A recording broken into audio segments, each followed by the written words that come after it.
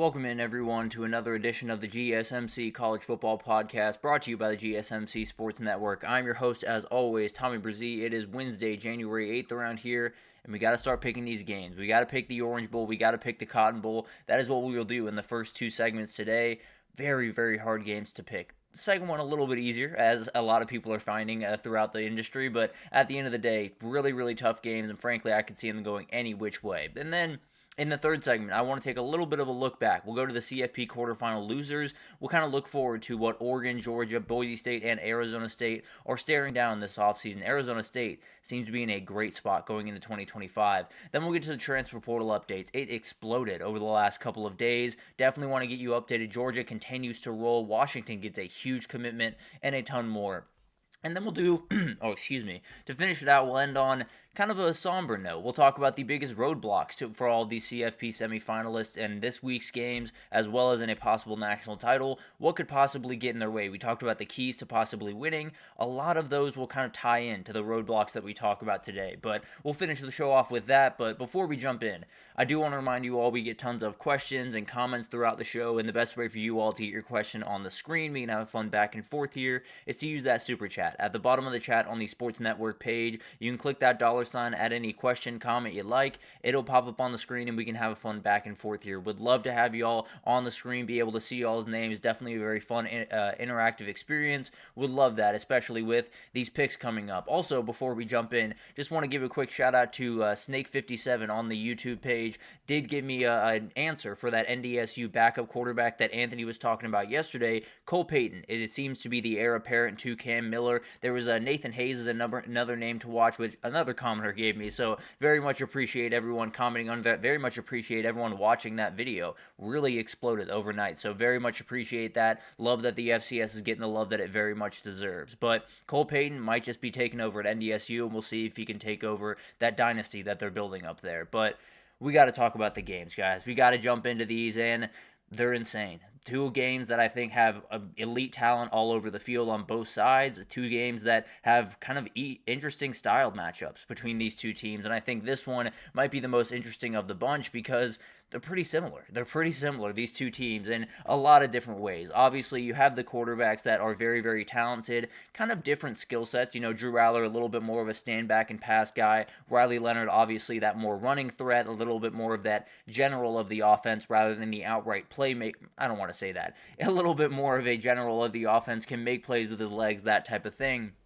And then you have these duo of running backs on both sides that are just absolute nightmares to deal with. Going to be incredible to watch this one unfold. And the biggest thing to know about this one, these teams have a little bit of history. They have met 19 times in their history. It is even at 9-9-1. So they did get one tie in there. They've won 9 times each. And these two teams haven't been on the mountaintop since 1986 and since 1984. And there was a very, very special game back in 1980 that Al Golden was actually on the Penn State side for, the defensive coordinator for Notre Dame. So a lot of different stuff going into this game, a lot of different history, even when you come up to the head coaches or the coordinators of this game. But a lot of different things going into this one. Obviously, the head coaches trying to break through for the very first time in their career.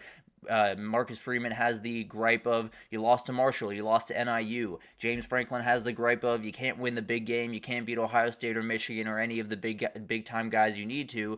This is the moment where a lot of that changes. Now, Marcus Freeman, I would argue, has already changed his way, or the way he's viewed by a lot of people this past week when he beat Georgia, but this is a huge moment for both these programs, a huge moment for both these coaches, and a huge moment for both these teams in a lot of different ways. But let's get into this matchup, why don't we? Because the reality of this matchup is these teams are going to get after each other. These are two very, very aggressive, very disciplined, very fast teams on the defensive and offensive side of the ball, and you'll find offensively, they're going to run at your face. That's the way they play football. Whether it's Jadarian Price or Jeremiah Love, who we will talk about probably tomorrow, give you a full update on his health. Feels like he is going to go in this game. Don't know how close to 100% he'll be, but we'll see if we get a little bit more information today, and we can definitely pass that on right before the game tomorrow. But both these defenses, top 5 in points per game allowed, top 6 in yards per game allowed. Both offenses, top 16 in rush yards per game. this is going to be a rushing attack. This is going to be a slogfest. This is going to be a rock fight, no doubt in my mind. These two teams are going to get after each other very aggressively. The one difference is, what would the pass game possibly hold? That's could be the X factor, quote unquote, in this game. Penn State sits at 53rd in the country in pass yards per game, but 12th in yards per pass, which is a huge difference. They are very, very efficient when they throw the football. Then Notre Dame, 105th in pass yards per game, 85th in yards per pass. So not necessarily what you want from your pass game as you get deep into these games and play some elite defenses on the other side. So will that be the difference maker? Can Drew Aller make a couple more throws than maybe Riley Leonard can? Can those outside players for Notre Dame make a couple more plays than the Penn State outside players? Can they make a couple more plays than the Notre Dame group can? And will that be the difference in this game while the rush games play to a relative stalemate for the most part? But the quarterbacks are where you're going to want to start really every conversation, right? When we talk about these two offenses, both these guys have run it just incredibly well, and it's been with a lot of different help. You know, you have Tyler Warren on the Penn State side that's helping out Drew Aller a ton. He is open at all times. So whether it's Xavier Watts, or it's one of the linebackers, Jack Kaiser, guarding him, or it's one of the DBs like Jordan Clark, or one of those guys, Christian Gray, on the outside, he is open. That's the reality of Tyler Warren. We have learned that every single time that he has stepped on the field. He is open even when he's not open. It is going to be a really, really huge challenge for them to stop him, and then Drew Aller is going to find number 44 and throw it up just a couple of times. I can almost promise you that's going to happen because it works a whole lot. And the big question for that is, you have Tyler Warren, you have Mitchell Evans, two of the best tight ends in the country going at it. That will be huge parts of this pass game. The wide receiver group, I would very much lean towards Penn State, at least from a grandiose perspective. What's going on, Anthony? I see you. But Trey Wallace, Omari Evans, Julian Fleming, and a couple more guys just feel like a little bit more than, say, a Jaden Greathouse and Bo Collins and Jordan Faison, all of these players on the outside for Notre Dame that have been stepping up at different moments throughout this title run.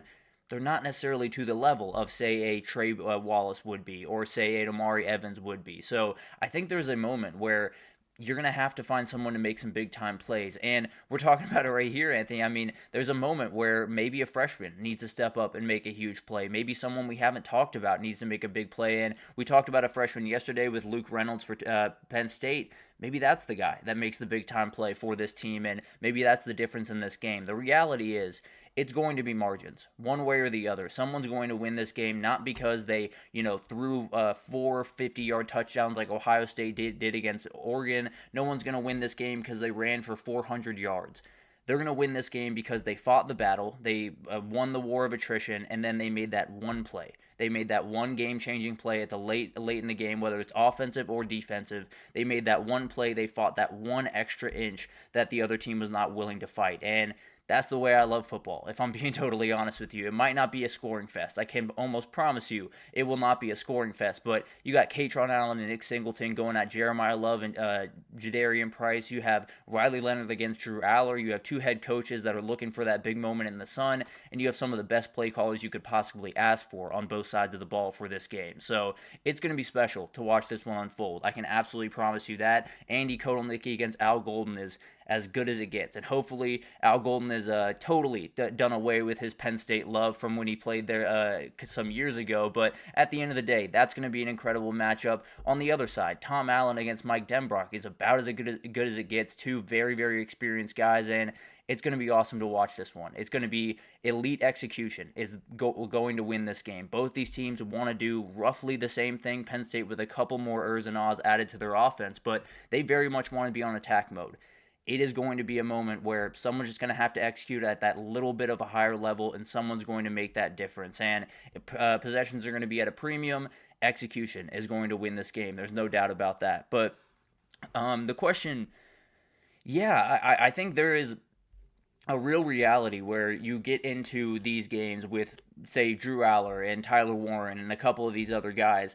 You got to wonder, is this the last time they really put on their jerseys? And I don't necessarily want to speculate in that direction. I see where you're going with that, Anthony, but I do think the reality is all of those guys. Drew Aller has said he's coming back for 2025. I've talked about that a little bit. If he rolls the next two games, I would be a little bit surprised if he went in, but we'll talk about that. Well, definitely something we'll break down. It's something that all these players have to worry about as they go into this. Is this the last time I'm going to put on this jersey, and how am I going to play when I get out there? But let's get some players to watch here. And if you're not picking Kaytron Allen, I don't know what you're picking. 134 yards against Boise State, and more important than anything else is when you talk about a game that's going to be an absolute ground and pound, absolute slugfest type game, you need the enforcer, and that is the enforcer. Number 13 for Penn State is the guy that is going to meet a Donovan Hinish, or is going to meet a Jack Kaiser, or is going to meet one of those guys, like Xavier Watts, in the hole, and they're going to get blown back, and they're going to get a little bit surprised, and they're going to say, oh no, we might have a little bit of a fight on our hands. So Kaytron Allen is the enforcer the same way Jadarian Price is on the Notre Dame side.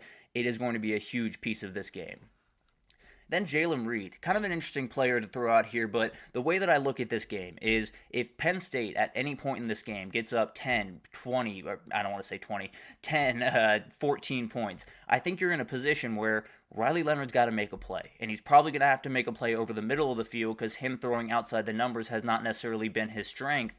That's where Jalen Reed becomes involved. That's where that one big-time play that we've been talking about can really take effect. And really, this can happen at any point. Doesn't have to be when Notre Dame's down 14 or anything crazy. It can happen at the very beginning of the game where he just makes that one little mistake, and Jalen Reed takes full advantage. He had a sack against Boise State. He's the backstop of this defense, and I think he's one of those guys, whether it's in run support or making that one big pick at the late in this game, he is going to be heard from tomorrow.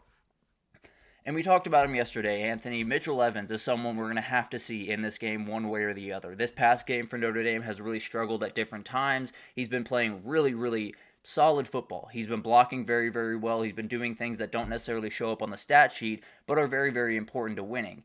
The thing about that is, he hasn't had his game. He hasn't had the game that I expected from him, frankly. I think at the beginning of the year, I picked him to win the Mackey Award. I think he is absolutely fantastic and absolutely will be at the NFL level, but at the end of the day, he has not had his game yet. He has not taken over a game yet.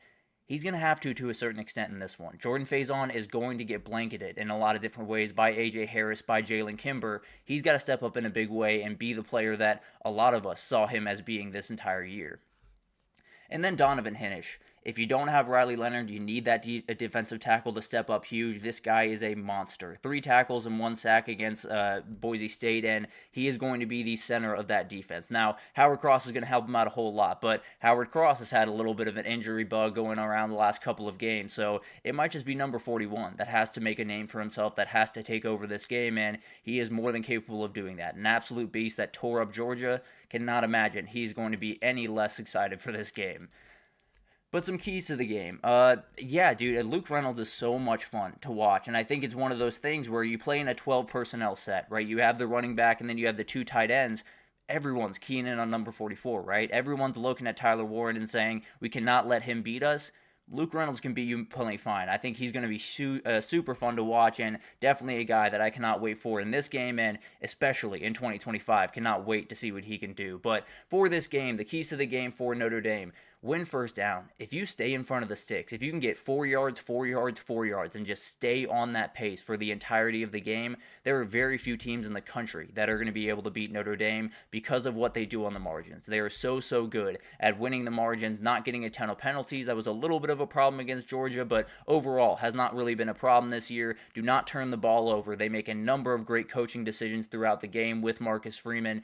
If they win first down, if they can stay in front of the sticks throughout this game and go on 12-play, 13-play drives, it is going to be really hard for Penn State to keep up in this game, and it's going to be really hard for that defense to not get tired at some point, and then Jeremiah Love breaks a 98-yard touchdown. That is what this team is capable of. That is what they're built off of, and they have to do it in this game. And then load the box. I understand that there's a couple of playmakers on the back end for Penn State. I understand Omari Evans is playing great football. I totally get that Tyler Warren is a monster, and you got to worry about him. I'm not arguing that, but the reality is this running back duo will beat you. No 2 ways about it. Kaytron Allen and Nick Singleton will take over a game, and they will bury you if you let them. Stack the box. Trust your guys on the back end to make some plays. You have great defenders on the back end with Christian Gray, with Jordan Clark, with Xavier Watts that can make a ton of plays on the back end, and maybe you'll get beat a couple of different times for 20-yard gains or for 25-yard gains.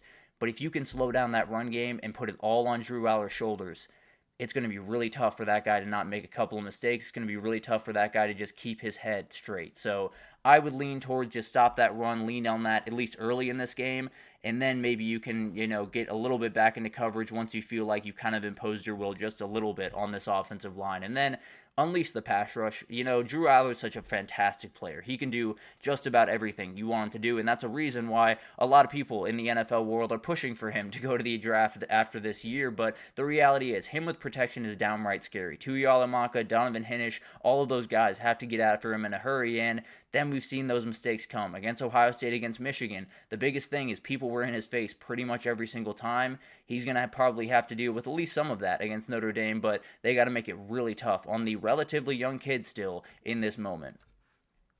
And then for Penn State, the pass protection. We just talked about it, how dangerous he is with pass protection. If they can handle their business up front, that offensive line, whether it's run blocking or pass protection, they're going to win this game, plain and simple, because the reality is you give Drew Aller time to see the field, time to really look at everything going on and make a throw, he's going to make that throw. He is downright elite at putting the ball where he wants to. We saw it twice in the Boise State game. We will see it plenty throughout his career and probably in this game at some point as well. So it's going to be really, really interesting to watch what happens. And Anthony, you make a great point. We just talked about Notre Dame trying to break down the Penn State attack. It's going to be a little bit harder for Penn State to break down the Notre Dame attack, and that's kind of one of the reasons why I leaned away from that just a little bit. Now, you do have to force passing downs. There's no doubt about that. You have to put Riley Leonard the ball in his hands and say, go make a throw. Go make a throw into really, really tight windows against Jalen Kimber, against A.J. Harris, against Jalen Reed. You have to be able to force him to do that. So that does mean slowing them down at least a little bit, trying to find a way to, especially Riley Leonard. I think those two running backs are going to be nightmares to deal with in their own respect, but I think you shut down number 13 in the run game, you're going to have a lot of success being able to shut down the other two, and then a lot of things happen very quickly. And then the final thing, stay even. Penn State has really rolled through the first two rounds. They've rolled through a number of different games other than that Ohio State and Oregon game.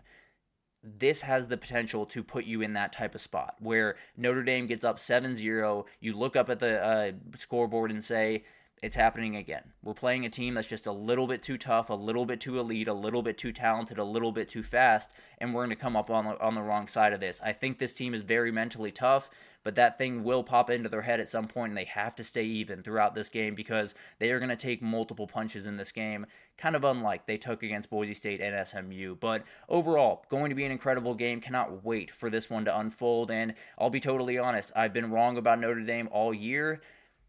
I picked against you again, guys. I apologize, but I picked against you against USC, I believe. I believe I picked against you in a number of different spots throughout this year, so this should make you feel okay. In Penn State, I've been relatively right about you, so I think I should appease both fan bases here, but the way that I look at this game is a slogfest, it is a slogfest, it is a slogfest, and then Drew Aller makes one throw. He makes one big-time throw to Omari Evans or to Trey Wallace, and it totally changes this game. It totally changes the complexion of this game. Penn State takes a, let's say, 10-point lead at that point, 20-10, and then Notre Dame is scrambling just a little bit down the stretch of this game.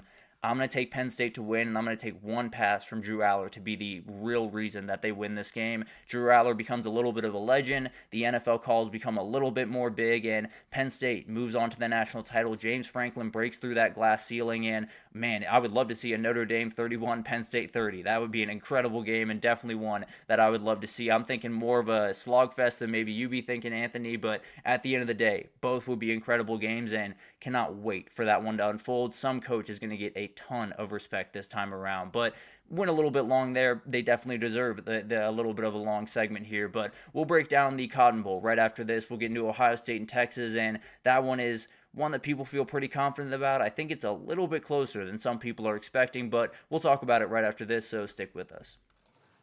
I feel like I'm losing my mind. Is everybody in the world blind? Please, Lord, give me a sign, a sign. I feel like I'm losing my mind. Is everybody in the world blind? Please, Lord, give me a sign, a sign. I wanna be the greatest. Everybody on the fake shit. I look around and feel like everybody is the fakest. I make this every day and I'm impatient, hoping one day I blow up from the basement. Statement, the top is so vacant. I don't hear shit that I think is amazing. Waiting for my day when I'm playing sold out shows for 1,000 faces. Hey, give me that background. Get in my way and to be put down. It ain't your place, all this my town. If I want that shit, then I'll get it right now. I'm losing it, the noose it fits, I'm losing shit, a stupid myth. You choose to live or choose to dip, you choose to fight or lose your grip and lose a gift. I feel like I'm losing my mind. Is everybody in the world blind? Please, Lord, give me a sign, a sign.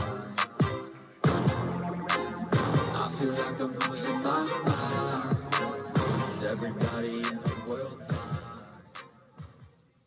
Alrighty, welcome back everyone. We just picked the Orange Bowl between Penn State and Notre Dame, and before we move on, definitely wanted to answer this question from Anthony. Frankly, I think the best way to do it, and the really only way to slow down this rushing attack and keep Riley Leonard under, in a spy, kind of keep him under wraps, is really just to have an elite player. In every sense of the word, you just have to have a guy that can sit back and spy and make all the plays in the world. Penn State has Abdul Carter. I would fully expect him to be kind of in that position, and then you trust guys like Dennis Sutton and Amin Vanover and the two guys in the center with Zane Durant and a couple other guys. I think you just have to trust that unit and then say, Abdul Carter, go make all the plays in the world. That's really the only way you can attack this Penn State offense, and I think they have the guy that can make those plays. I think Texas would possibly have Anthony Hill Jr. in that spot. For Ohio State, maybe it's a Sonny Styles type guy, but you really just need an absolutely elite athlete that can go out and get guys.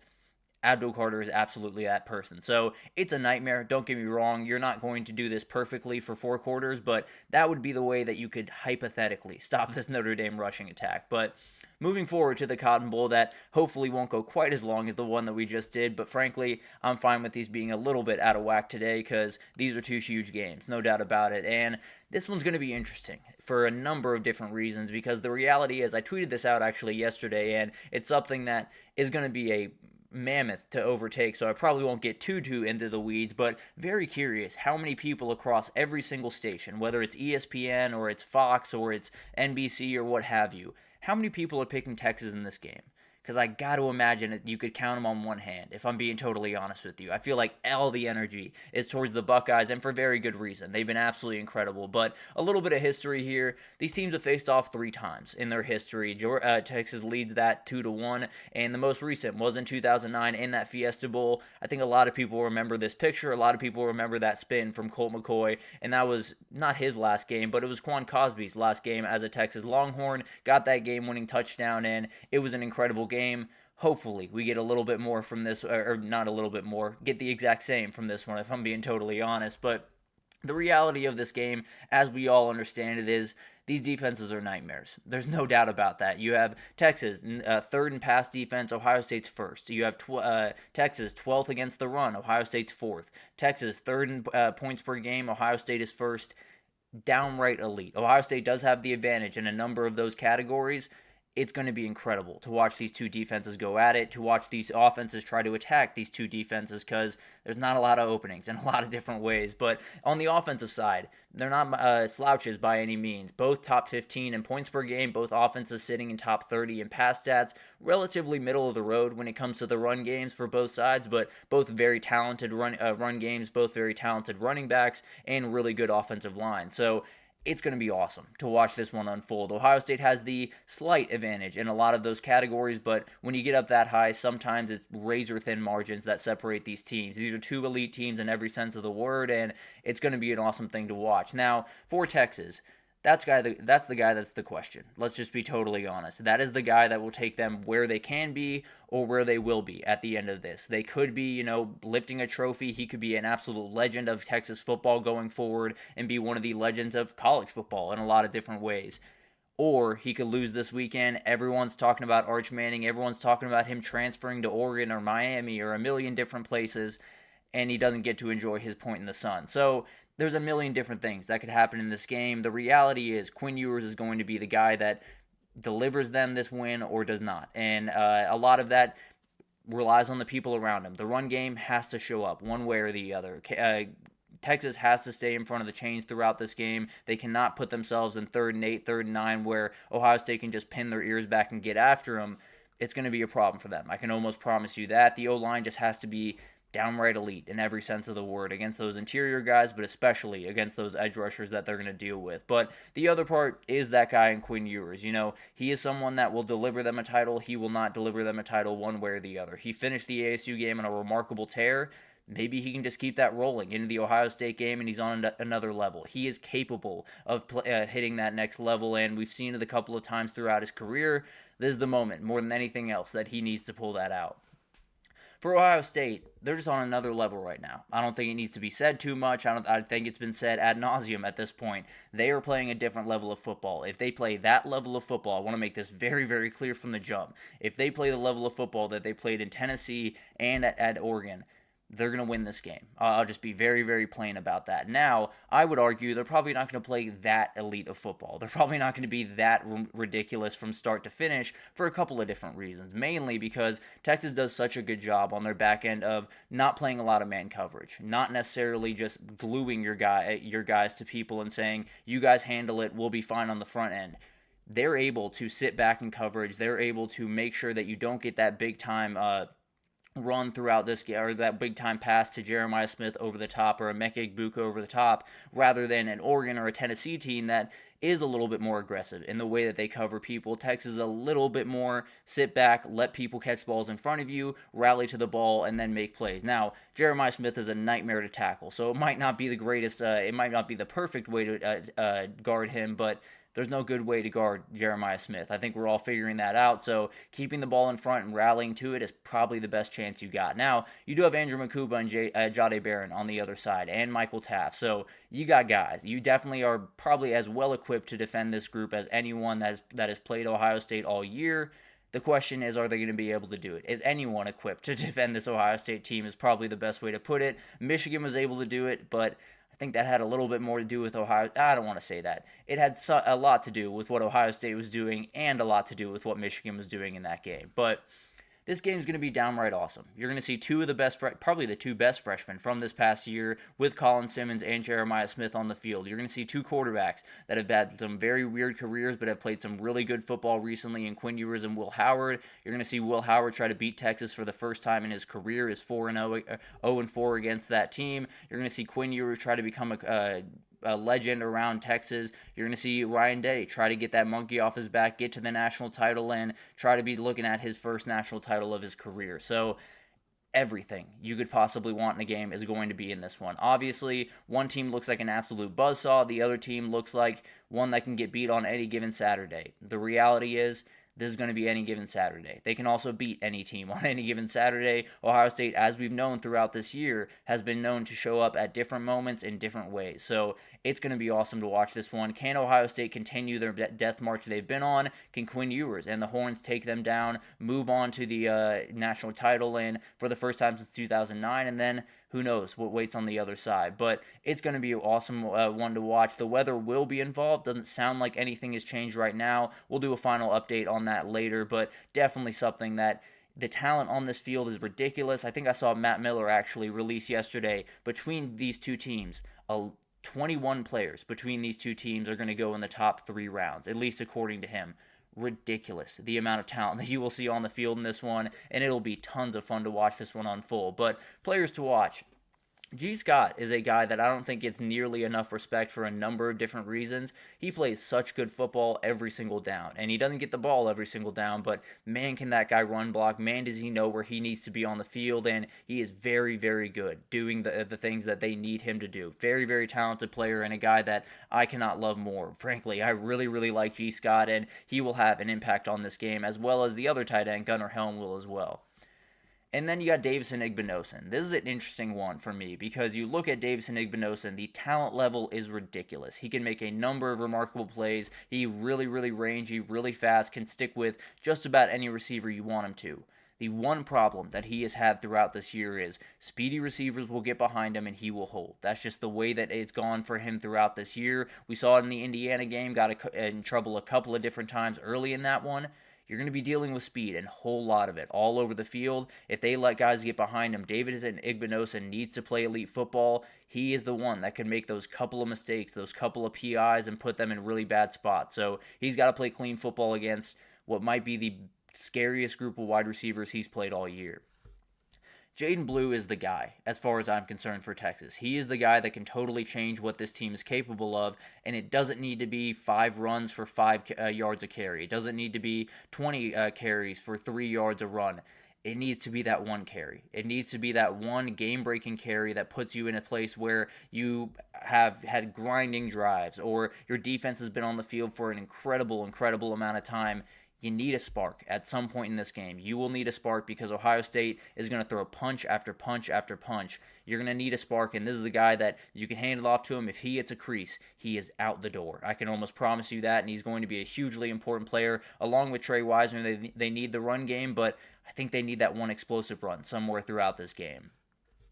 And then you got Andrew Makuba. How can you not be watching this guy after what he did against Arizona State and what he's done really all year? 5 picks on the year, and when I look at Will Howard, there's that one little thing in me that says if he is forced to throw in a tight window one time or a couple of times throughout this game, when's that mistake coming against this ridiculous group on the back end? 2 safeties in Makuba and Taft that can really be rangy and make some plays on the ball. It's going to be a huge fight for that guy, and he's going to have to handle that throughout this one. But very talented player. I'd be a little bit surprised if his fingerprints weren't all over this game.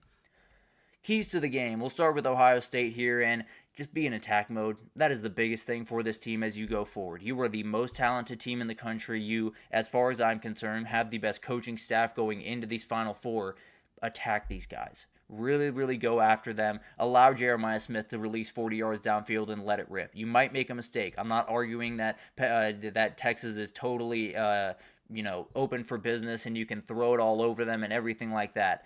There is something to be said about just trusting your guys. There is something to be said about just letting it rip and saying, let the chips fall where they may. When you're that talented, when you have that much ability, they're going to fall your way. And then you have to force it on Quinn Ewers. One way or the other, you have to make this one-dimensional football. That's what Arizona State did in that game, and we saw how close that game got. Now, Quinn Ewers was able to take over late.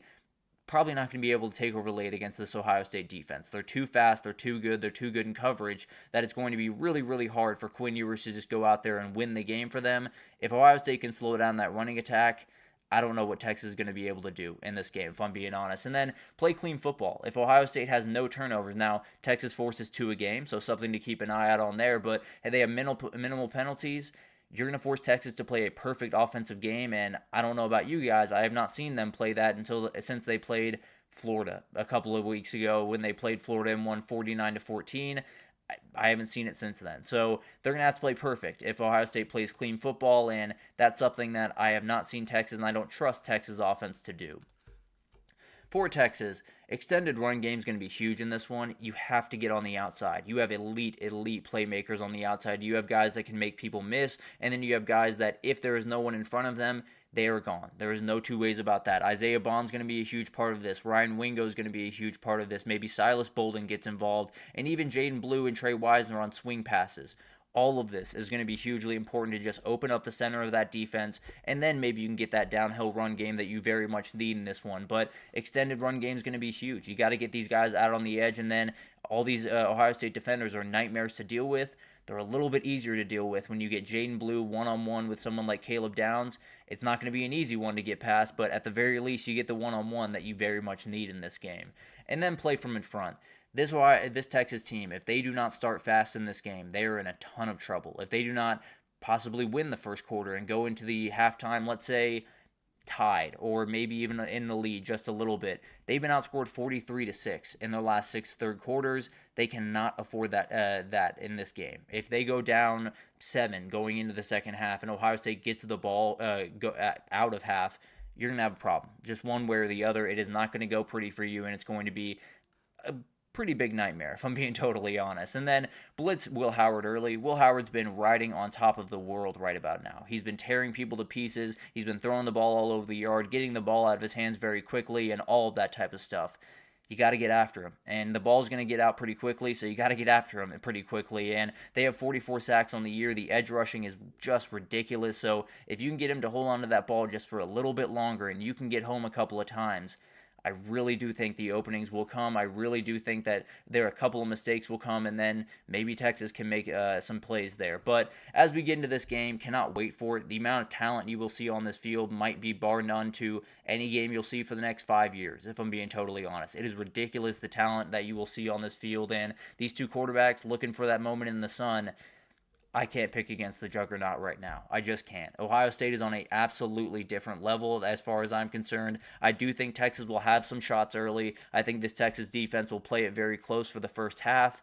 And then I think Jeremiah Smith makes that couple of big plays in the second half. I think that third quarter stuff still really pops up for Texas, and I think they get in the way of themselves just a little bit. I think Ohio State wins this one, moves on to the championship to face off against their other Big Ten foe against Penn State and make a lot of SEC haters very, very happy. But overall, going to be two really, really fun games. I think Texas has a little bit more in the tank than some people might be expecting in this one, and I think that Penn State Notre Dame one is just, they're going to throw haymakers at each other for 4 quarters and see who stands at the end. It's going to be so much fun to watch these ones unfold. Again, went long in that one, and we'll probably have to pick up the pace just a little bit the rest of the way, but had to give love where it very much was deserved. So we'll obviously get into those games a little bit more tomorrow, do some final thoughts on those, and then we got the game tomorrow night. We got the game Friday. We'll give you an update on the schedule for that, but definitely something that we'll be looking forward to. But let's take our second break here, and when we come back, let's talk about all the quarterfinal losers. Take a little bit of a look back, look at Oregon, Georgia, Boise State, and Arizona State, and just look at what their offseason could look like really quickly right after this, so stick with us. Looking for your daily fix of sports talk without having to pay for it?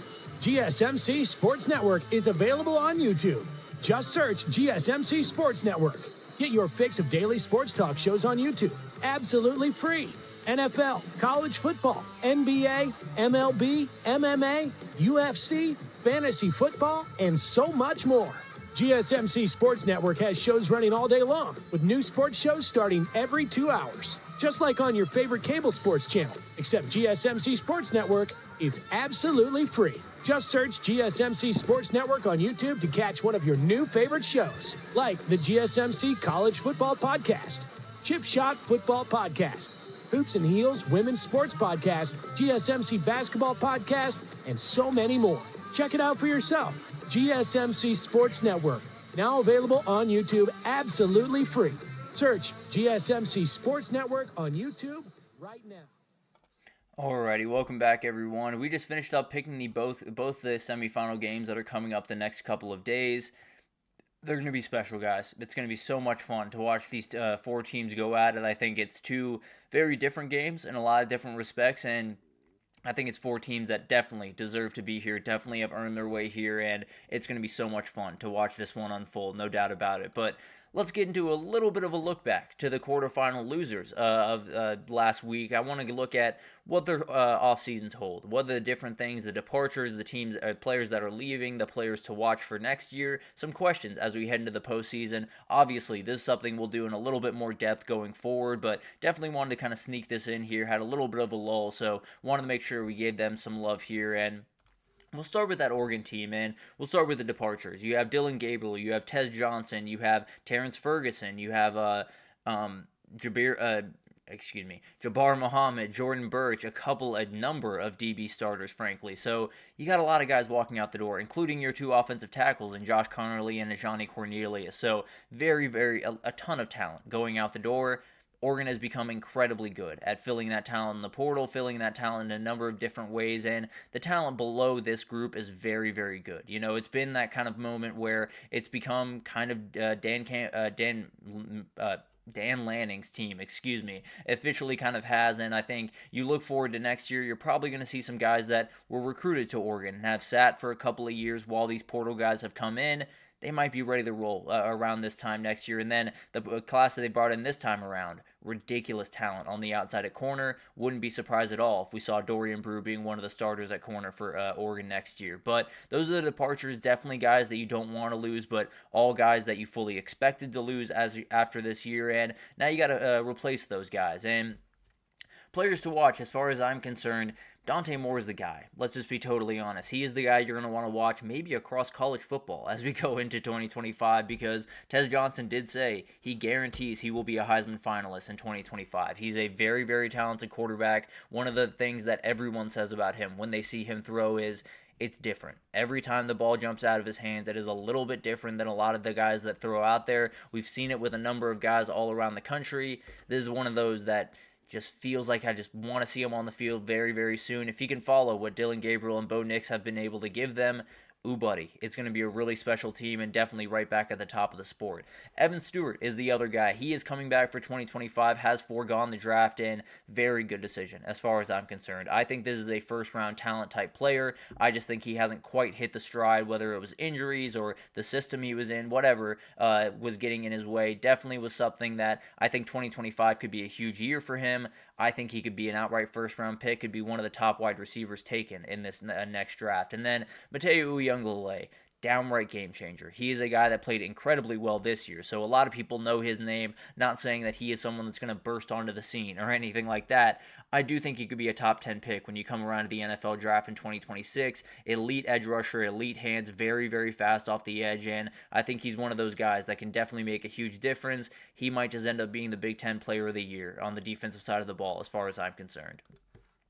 And then the questions as you head into the offseason that everyone has all around the way. Is Dante Moore ready? As talented as he is, as good as he is, and as great as his teammates have talked about him, is he ready to step into that facility and be the guy? Because it's beyond just his physical ability, because I have very few questions about his physical ability, I'll be totally honest. But the thing that Bo Nix brought, the thing that Dillon Gabriel brought, was a steady heart rate, was that leadership in the huddle where they've seen just about everything you could possibly see on a college football field. Dante Moore hasn't quite done that. So I am interested to see what the leadership looks like throughout spring camp, and I'm sure we'll hear about that quite a bit here pretty soon once everything really starts to kick off in that direction. Then defensive upgrades. Is that something that's coming throughout this offseason? You're losing a ton of DBs out the door, losing Jordan Burch, losing a number of really, really talented players. You're probably going to have to get better players, if I'm being totally honest. I think this Oregon defense is good right now. I don't think it's quite to the level that it needs to be. We saw what Penn State was able to do in the Big Ten Championship. We saw what Ohio State was just able to do. So those DBs just have to get a little bit better. I think the edge rushing is going to need a little bit of help. And then you're losing two big guys on the interior with Jamari Caldwell and Derek Harmon. It's going to be a battle, no doubt about that, and definitely going to be something where you're probably going to need to make a couple of big-time upgrades on that side of the ball. And then freshman wide receiver, is he ready to step up? DeCorian Moore, the number one wide receiver in the country, a guy that if you watch him for half a second, you know that he is different in every sense of the word. He's going to be asked on immediately. I can almost promise you that. Now, there's plenty of talent in that room. I think Jerrion Dickey is another guy you're going to want to watch very, very closely, but I really do think DeCorian Moore is going to have to come onto that place and become maybe not wide receiver 2, but definitely a hugely supplemental piece for that team, and he's plenty talented to do that. Moving forward to Georgia, they are losing some guys. They are losing 4 offensive linemen on that starting group. You have Tate Ratledge walking out the door. Jared Wilson was the center. A little bit surprised by that one, I'll be totally honest. I thought he might return, but he is out the door. Carson Beck, obviously. Malachi Starks, Michael Williams, Jalen Walker. A lot of guys are walking out the door for Georgia, and that's kind of been the case for the last couple of years for Georgia, if we're being totally honest. But what are the new players to watch? We'll start with Gunnar Stockton, obviously. This is the guy that you're going to want to watch throughout this offseason, not only because he might just be the heir apparent to Georgia, but he might just not be. That's the other part you're going to want to watch this offseason. Do they go into the portal? What does that portal quarterback look like? I tend to believe that Carson Beck, that Gunnar Stockton is going to be the starter going into 2025, but there's a couple of names out there that possibly could take his spot, and it'll be really telling how much Georgia is really going after quarterbacks in the portal, and which quarterbacks those are is going to be fascinating as well. And then transfer portal wide receivers. They've done some work. In the last 7 days, they have fixed the biggest problem that was with that team this past season. Zachariah Branch is going to be huge. We'll talk about Noah Thomas here in the next segment, I believe. 2 incredibly talented players, and they got to be the best players on the field, plain and simple. They have to be elite players the second they step on. Both of them are absolutely fantastic and cannot wait to see what they can do next year. And then Christian Miller is a guy that I want you guys to watch. Returner at defensive tackle, had some injuries and different stuff throughout the year. I think this kid is different in every sense of the word. I think he is as athletic as you could possibly want him to be. I think he's very physical at the point of attack. I think one more year, he could be a first-round pick in 2026. Very special player, and I think he could just continue to add to the defensive tackle legacy over there at Georgia.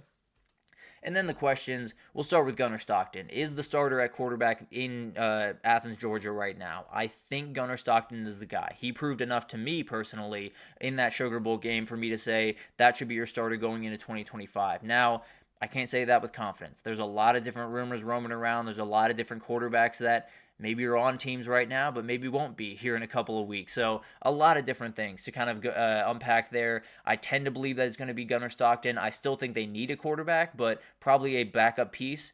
If it's a bigger quarterback, then maybe it's not so much a backup piece. And that's something I'll be watching very closely over the next couple of weeks even here. And then coaches changes. Are they coming at some point? Mike Bobo is the guy that is in the crosshairs for a lot of different Georgia fans out there. Frankly, I'm a little bit up and down on Mike Bobo. Definitely has missed some moments throughout this year and didn't love the play calling throughout that Notre Dame game, but hands are tied just a little bit. When you have your backup quarterback, I think he's a good offensive coordinator.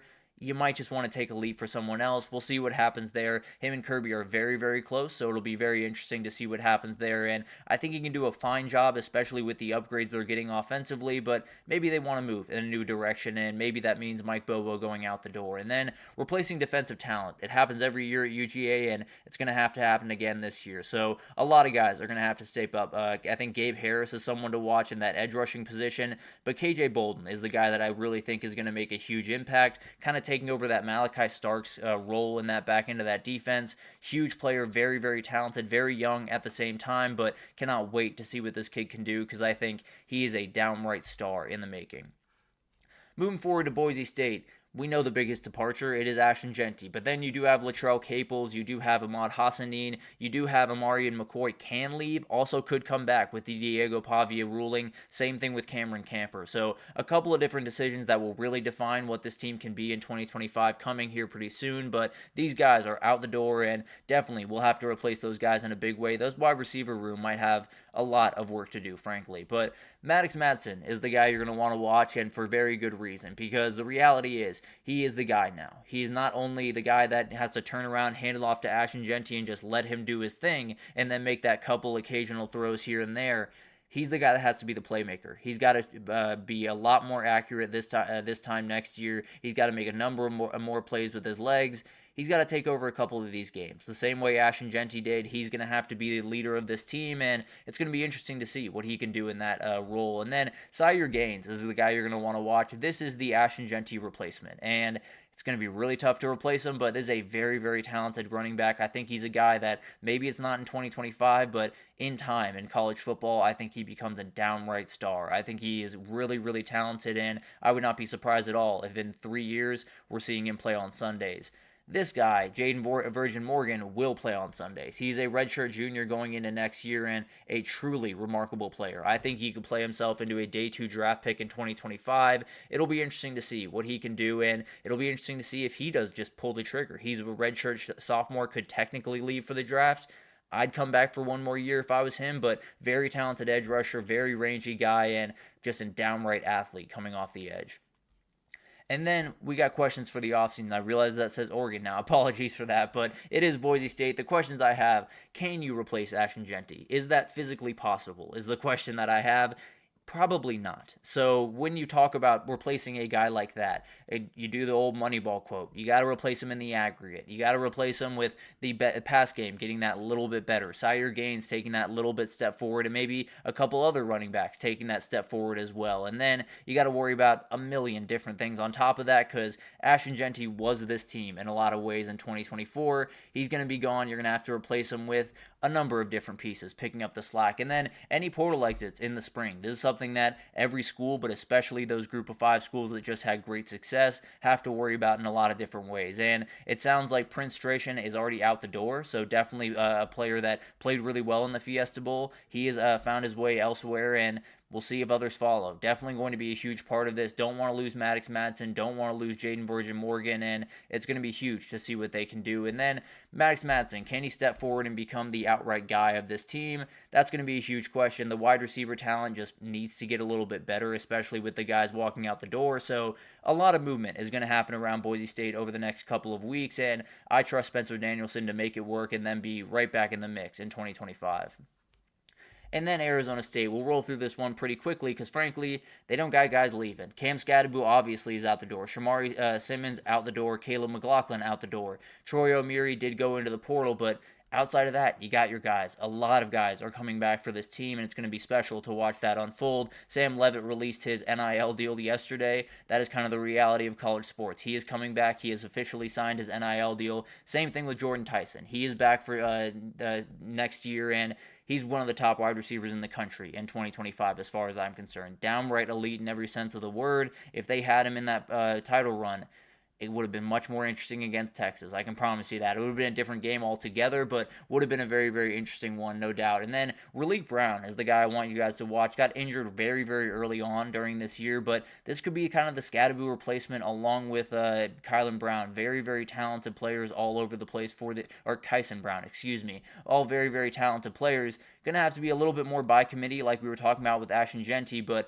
I think Raleek Brown is a downright star, and I think he's a guy that can hit that game-breaking speed that you really much need. Xavier Alford, very talented guy, kind of the leader of that defense going into next year, and that back end needs to take a big-time step forward. So he's going to be huge in that, and then you get to the questions, and they mirror a lot of what we're talking about. Can Sam Levitt take that step forward? Can Sam Levitt be the guy that kind of we were talking about with Maddox Madsen? Can he be the guy that takes over a little bit more, makes a couple more plays with his legs, make a couple more throws that are high level? And then Cam Scadaboo, how do you replace him? By committee, by one guy stepping up and doing the entire thing?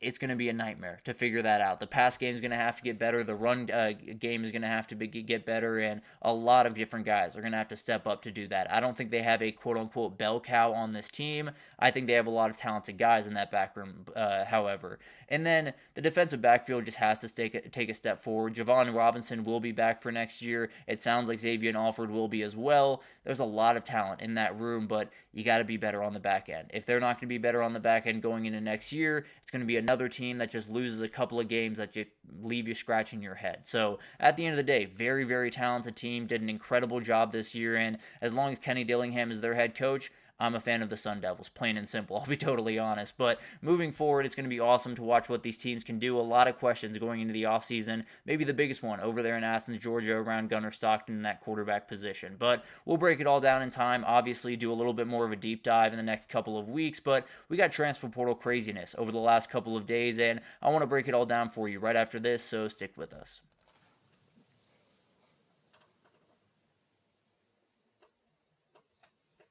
For the best and latest podcasts available anywhere, go to the podcast app on your cell phone and type in GSMC to access free content-rich podcasts on health and wellness, book reviews, sports, entertainment, relationships, social media, movies, technology, finance, and even weird news. Subscribe and download the GSMC Podcast Network's family of shows, available everywhere podcasts are found. Alrighty, welcome back everyone. We just talked about those quarterfinal teams that went out last week from the CFP. Just what did their off seasons look like? There was a couple of different questions. Gunnar Stockton, is he the quarterback going into 2025, or is Georgia still kicking around in the portal? We'll figure it all out in the next couple of weeks. But we got transfer portal updates, and there's a lot of them. It feels like the last 48 hours, guys have been really committing, flying all over the place, and I feel like I have a handle on it. Frankly, I'm sure there's news breaking right about now. But let's go ahead and jump into this thing, and let's talk about, to start, one of my favorite players in college football, one of my favorite players in the portal right now, is no longer in the portal. Mark Gronowski has committed to Iowa. This was a NFL or Iowa battle, and it was a very, very interesting one. I felt like he made the right decision here. Very talented guy, but coming from the FCS level, people tend to be a little bit wary of those quarterbacks and be a little bit more away from those quarterbacks than they probably should be. Very, very talented quarterback, over 10,000 passing yards, 1,700 rush yards, 130 career touchdowns during his time as the SDSU Jackrabbit, and he's a special player. Cannot wait to see what he can do at Iowa, and we might just have a fun Iowa offense in 2025, as crazy as that sounds. Mekhi Hughes, I love Mekhi Hughes. I cannot express that enough. Very, very talented running back, a guy that went over 1,300 yards this year, and Jordan James is going to be out the door. Definitely someone we're going to watch as we go into that Texas, that's totally got lost there, but at the end of the day, very talented, very versatile player that absolutely can make some big-time plays. The way that I see it, I don't see a way where he is not a household name in 2025. Very talented running back, and I think he can play on Sundays in the future. Rashul Faison, very talented running back coming over from Utah State. He's making his way to Columbia, South Carolina. Very talented kid. Great pickup for the Gamecocks. And you do have Rocket Sanders walking out the door. Oscar Adaway played some really good football down the stretch of this season, coming over from North Texas last year. Maybe it's kind of the same thing this year for Rashul Faison. That's the way that I see it, at least. Oscar Adaway being the main guy on the front, and then you slowly work this guy in. And he's a very talented back, absolutely can be a huge piece for them, and then maybe in 2026 he's a downright elite back for them. Jerlin Washington, another guy that I want to watch out for. He is heading over to Tuscaloosa, Alabama. Very good pickup for this Alabama group. Maybe not the biggest, most imposing guy in the world, but he's a downright bowling ball. He is absolutely a guy that can get after you, can really run through you, would be a great third down option to go along with a guy like Jamarian Miller, and a couple of Richard Young is going to play a bigger part in that running back room, but this is a great piece. I really do like this guy, and I think he's one of those that you probably won't see him as the down-in, down-out back. I'd be very surprised if you did, but at the end of the day, I just imagine him making a number of different plays in the receiving game and really kind of changing the complexion of this team on third down. Then we got Noah Thomas. This was probably the biggest one of the last couple of days. The Georgia wide receiver room is getting downright special, guys. You had Zachariah Branch come in a couple of days ago. You got Noah Thomas this time around. It's going to be awesome to watch what this team can do. And it's going to be really interesting to see if it's Mike Bobo. If he does come back for another season, what does that look like? How do they attack teams differently, knowing that they have a Noah Thomas that's 6'6" and 215 on one side. They have a Zachariah Branch that's 5'10" and can run a 4.2 on the other side. How do you go about that? How do you handle that? And will the attack be just a little bit different this time next year? It really should be, because the reality is these guys are downright ridiculous talents, and it's a huge pickup for Georgia. Feels like they're turning for what was probably the worst SEC wide receiver group into what very well could be the best going into 2025.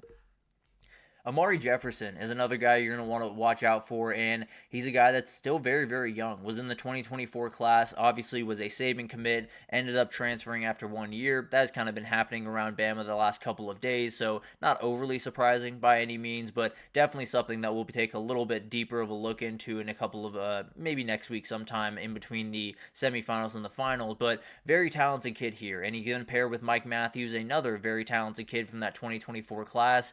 It's going to be a really interesting group to watch. I still think they need that one big-time veteran guy like they were trying to get Zachariah Branch. I think they need one guy. I think they need one big-time guy, and we'll see if that guy jumps in already. We'll see if he jumps in after the semifinals this weekend. There's a couple of different guys out there that I just feel like this Tennessee team is void of that wide receiver one. I think they have remarkably talented guys. I think you need the catalyst, and we'll see if they can get that over the next couple of weeks. Malik Benson is another guy you're going to want to watch. He is making his way up to Eugene, Oregon, and this is a very, very interesting one. I think it's a high-reward, low-risk pickup, if I'm being totally honest. Oregon has the guys at wide receiver. I don't think they're going to really struggle at wide receiver. I think Evan Stewart, DeCorian Moore, Jerrion Dickey, a number of these guys, Gatlin Bear, I think all those guys are going to make big-time plays for them. The question is, if you get production out of this guy, it's going to be another plus. He could be a Trayshawn Holden type player for this team. He could be a guy that kind of fills into that third, fourth slot and just plays really confident football, really good football, and catches the passes you very much need him to. Definitely did struggle at Florida State this year, but absolutely a guy that is worth taking a flyer on and see if he can crack your rotation in 2025. Ty Lockwood is another guy you're going to want to watch here. He is going up to Boston College and might not seem the biggest deal in the world, but Dylan Lonergan, a other Alabama quarterback, made his way up to Boston College to reunite with Bill O'Brien. It'll be interesting to see what they do this offseason because you do have Grayson James there as your quarterback, but Dylan Lonergan, along with a couple of these other Alabama players that have come in, I think they might want to lean towards the kind of youth movement. But at the end of the day, definitely will be an interesting program to watch and one that really could kind of be that maybe Syracuse of ACC. I think that's where Boston College could possibly fall next year. Definitely a lot more work to do, but two very talented guys they've added thus far, and I think the ceiling could be a little bit higher than some people realize. Takario Davis, this is the guy that we were talking about between the NFL and the college and a number of different teams in it. Washington was the one that won out, and it makes total sense here. His former head coach and Jed Fish is up there. This is the guy that Washington very badly needed. I think they need a guy that they can say, this is your side of the field, totally handle it. He is going to be able to handle it. Very talented guy, could really up his draft prospects in the Big Ten, and cannot wait to see what he can do.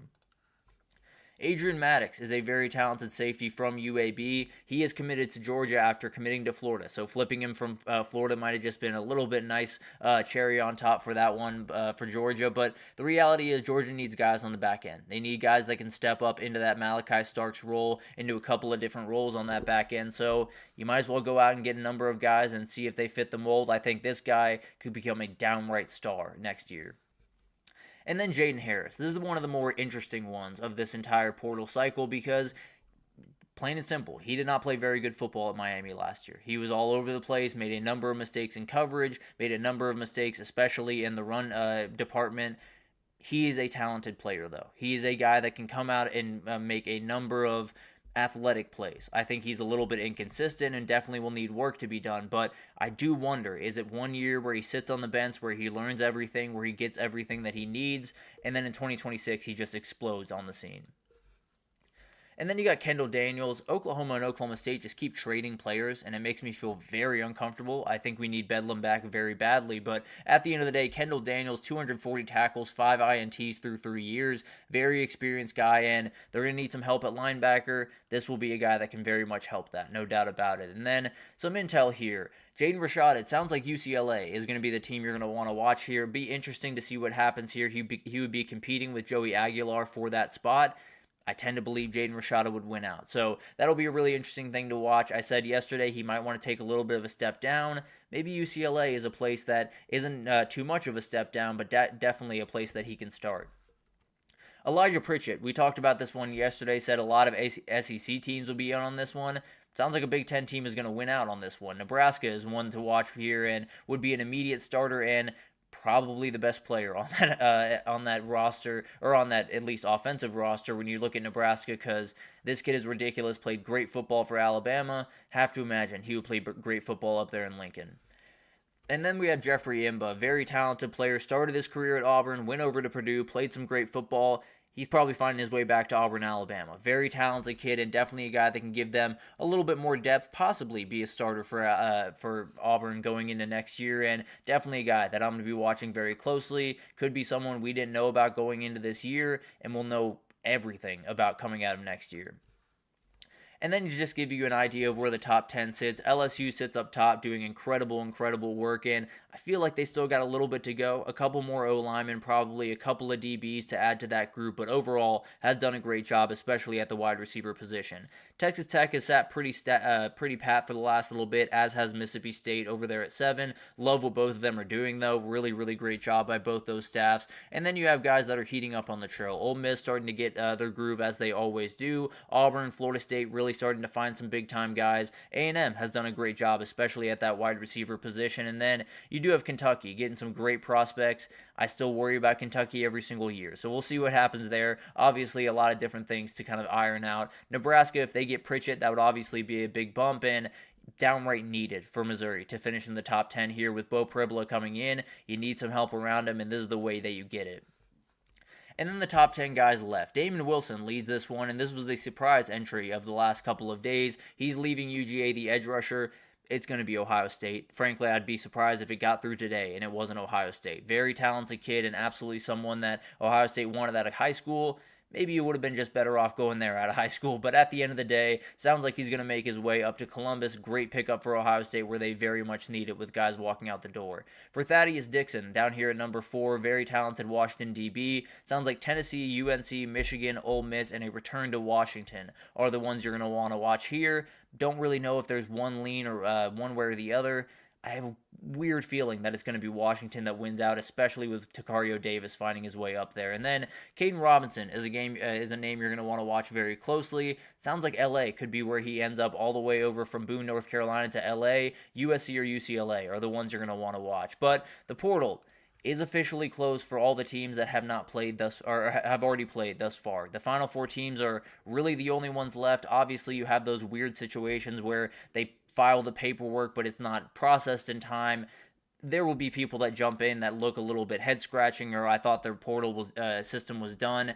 It's a very confusing process. We will have more twists and turns, I can promise, and then we'll have to see what the outfall is from these games this upcoming weekend, which will be maybe some big ones. There's been some talk about Quinn Ewers. I don't necessarily believe he's going anywhere but the draft, but maybe he is. Who knows? And that will be an explosive one when or if it does happen. But let's take our final break here. We're going just very, very close to this margin, so I want to make sure I wrap this up pretty quickly. But biggest roadblocks for these CFP teams in the semifinals, a lot of them that could get in the way, and definitely want to break those down for you right after this, so stick with us.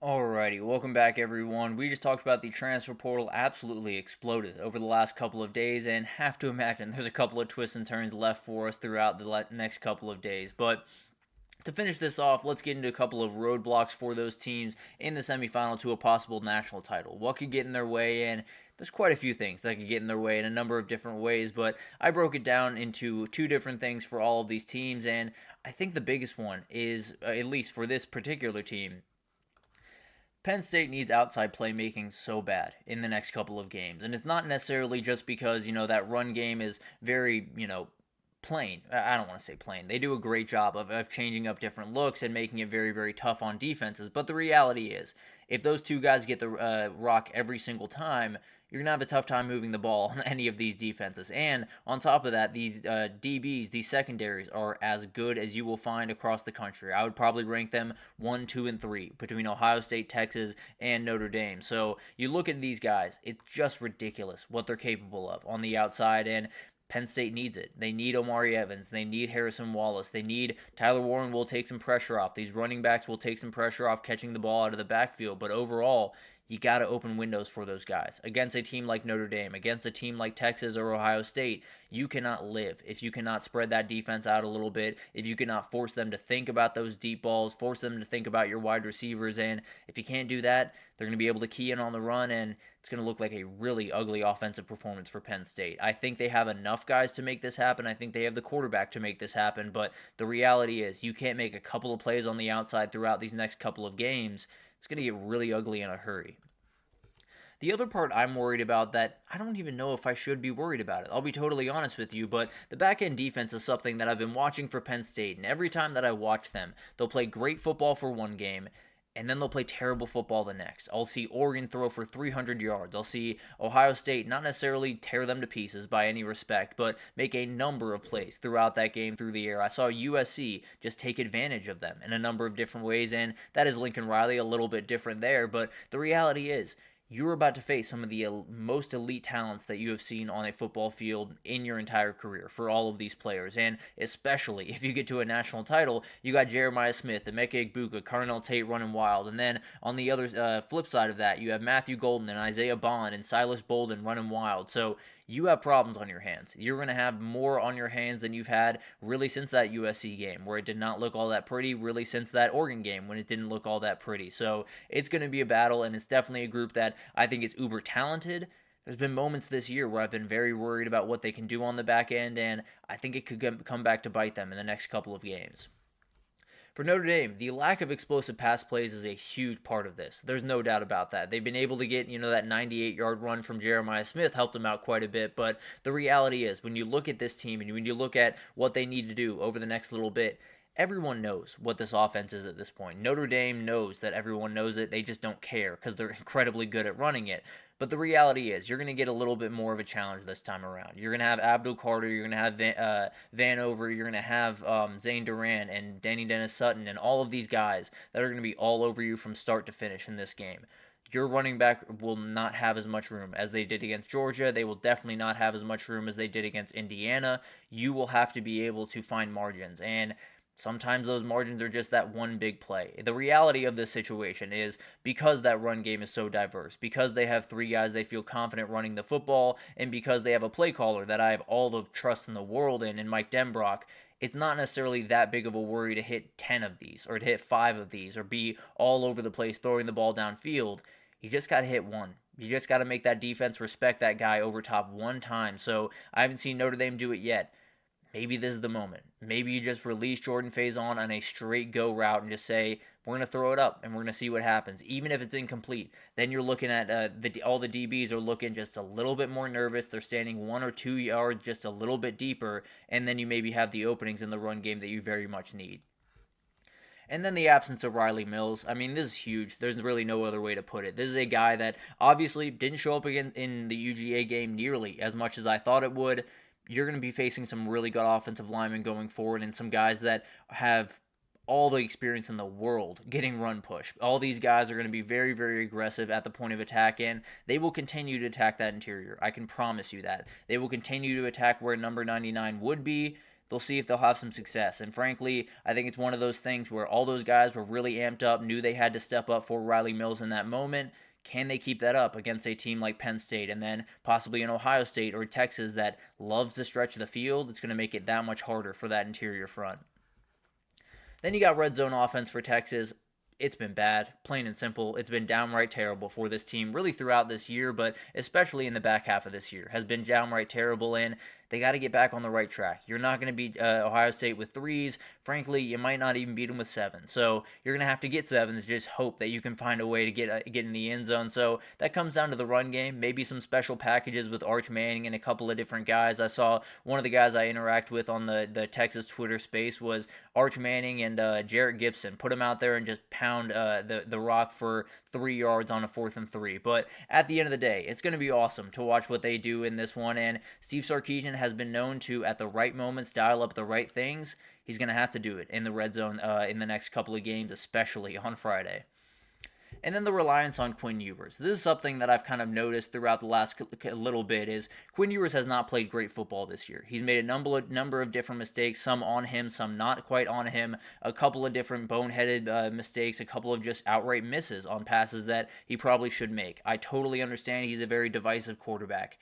You look back at a couple of the games this year, it was all Quinn Ewers and no one else. No one else was helping him out. The run game was very, very rough. There was not nearly as much separation as you would like for there to be, and there was guys breathing down his neck every single time he snapped the ball. So you got to make sure you take it a little bit off number 3's shoulders. He's a very talented quarterback. He is not carrying you to a win over Ohio State. I can absolutely promise you that. He is not making throw after throw into very tight windows against Ohio State without that one mistake popping up. That's just the reality of this game. It's the reality of playing Ohio State at this very moment. So overall, you got to make sure you keep Quinn Ewers just in a good spot. Make sure you can run the football. Make sure you can get the ball out of his hands relatively quickly so this pass rush isn't a huge factor, and make sure that he can make the plays that he just gonna have to make. He's someone that is such a rhythm thrower, is such a confidence level thrower, that if they're in front of the chains, if they're moving the football with the run game, he's going to feel more confident to throw the ball around, and then he can become one of the most lethal quarterbacks in the entire country.